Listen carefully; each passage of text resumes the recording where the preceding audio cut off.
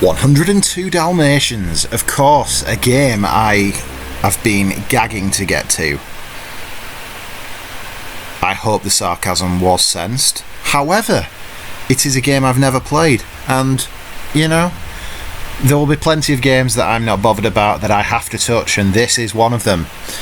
So this is a 2000 3D platformer.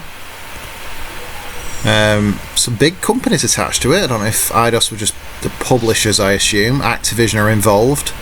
And it was made by a company that, surprisingly, have gone on to bigger and better things after this, which is Toys for Bob, who made the Crash Bandicoot trilogy, I believe, on the PS4 and Switch and everything. So I don't know if this was their first game, but it was certainly one of their earlier ones. They also did Pandemonium, which a few of you might remember from the Sega Saturn and the original PlayStation as well. And then they did all the Skylanders games too. So quite a successful little company, but this is one that truthfully I know very little about. I've seen the movie, of course. Classic Disney cartoon. Wow, so straight away, gameplay wise, when you see the in-game graphics, they're quite decent, I think. So let's see how we move around. Animation's good, movement's good, so I've got a little bark, I'm guessing that's an attack. Sniff, and then a roll attack.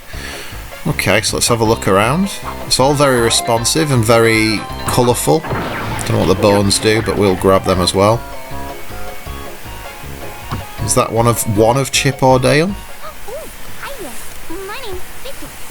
I don't know any of the characters from the Dalmatians franchise outside of the original film, so I'm guessing this is one of the children of the main two, whose names I've also forgotten. So Cruella de Vil is on the front cover, so I'm assuming she is again trying to make an excessive amount of fur coats out of these little scamps. Okay, the movement's quite good, and I think the environments are pretty decent. You know, you immediately see Disney 3D platformer on the PS1, and I weren't expecting much graphically, but it's quite clear and crisp and well presented, if nothing else, and the movement is also exactly what you would hope and expect from the game.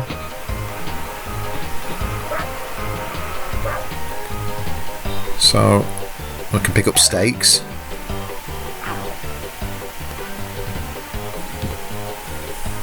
So finding the dogs in boxes, which appears to be what my main goal is, as there is a counter in the top right when I collected one then. It's kind of similar to Spyro the Dragon, the original, where you have to find the dragons which are statues and bring them back to life. Nice little background there, you can see Big Ben and the Houses of Parliament. Yes. Nothing special, obviously, but it's, you know, inoffensive little bit of fun. The 3D platformers on the PlayStation 1 were quite underserved, really, when I think about it. You know, you obviously have got Crash and Spyro, but outside of what, the key two, if you will, I'm not sure if there were many that were particularly well received. Pandemonium, which I mentioned, which was obviously by Toys for Bob as well, that was more of a 2.5D platformer, as was a game I loved, which was called Klonoa, which I'm looking forward to getting to. But yeah, I think it was being dwarfed really at that point for platformers by the N64, you know, obviously with Mario, Banjo-Kazooie and whatever else, Donkey Kong 64. There was Croc as well on the PlayStation, Legend of the Gobos,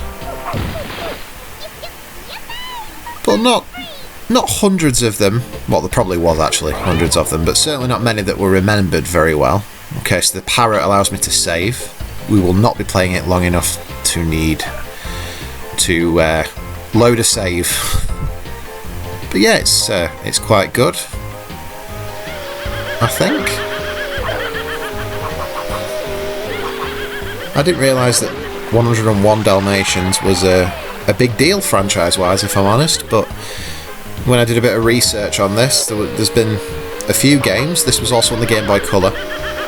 Obviously a very different version of the game, I would imagine. And far more films than I was aware of. Although I imagine, like a lot of the Disney animated films of the 90s and early 2000s, a lot of the sequels were straight to video, which I'm assuming was the case with this. I quite enjoyed the live action 101 Dalmatians as well, actually. That was quite good, the movie. I am Sergeant Tibbs. So let's see what the second level has to offer. And track down Cruella de Vil. What do you know about Cruella?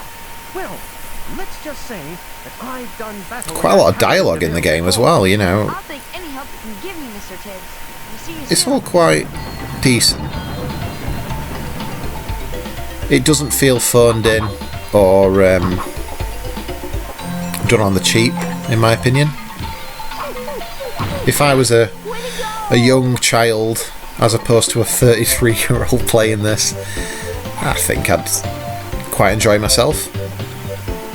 It's sometimes the case with games like that, you've got to kind of bear that in mind when you're having a go on them.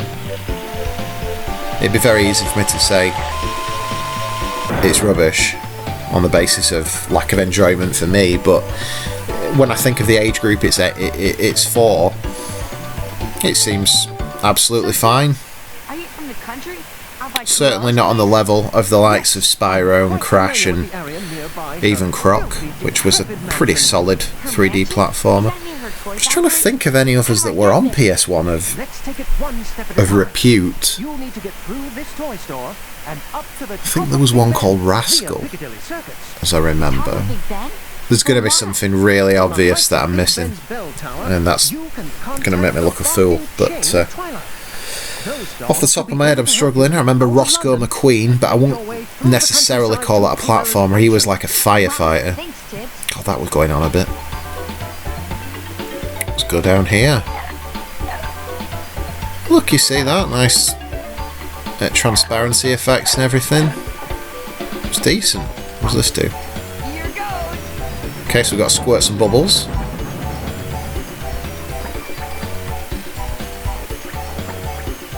As I say, this is better than you'd imagined when you probably saw the title, certainly for me anyway.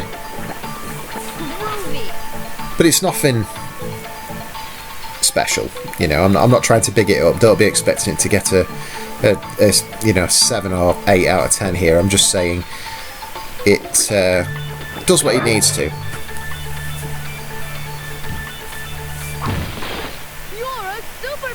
Like I said before, the PS1 games that I've played thus far, this is the first non-James Bond game, and any really geeky PS1 fans will notice that 2 Extreme has been missed.